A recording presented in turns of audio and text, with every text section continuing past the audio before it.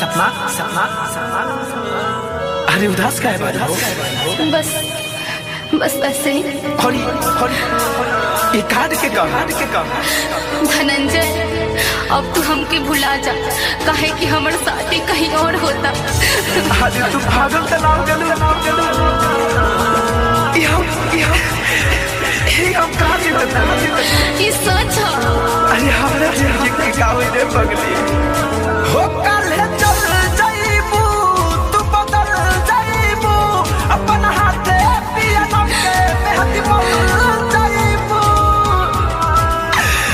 अरे जा कल चल जाइबू तू बदल जाइबू अपन हाथे पिया नम के मेहंदी बोल जाइबू।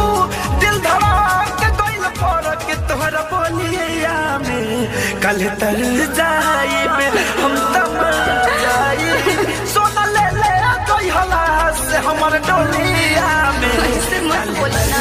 जाइबे हम तम जाई सोना ले ले कोई हला से हमर डोलिया में।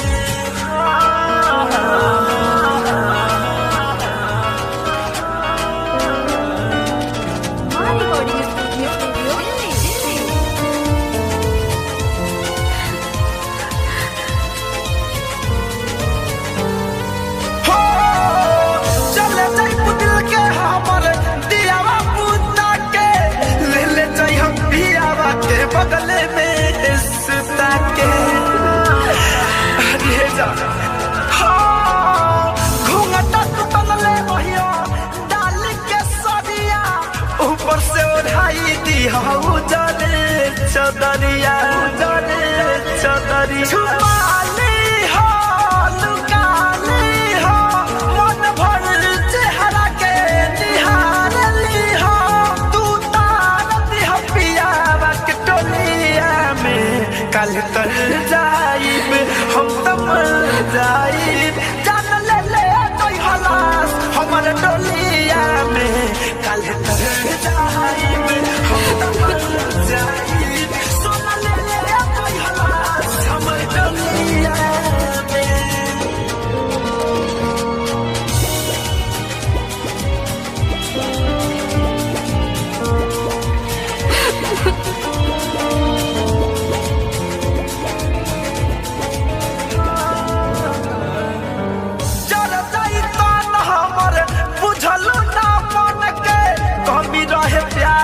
का धनंजय धरे कन के अरे मर जाइए जा पीछा ही उतरी हो लेके जई हो ना मकान में जाके तू जरा दी हो ससुरा के शमशान में हो के हो जाने ना पहचाने ना जाने अचार पता के कपला के ना तू रंगइबू प्यार के रंगोलिया में कल कर जाइब हम तम जाइब सोना ले ले कोई हलास हमरे टोली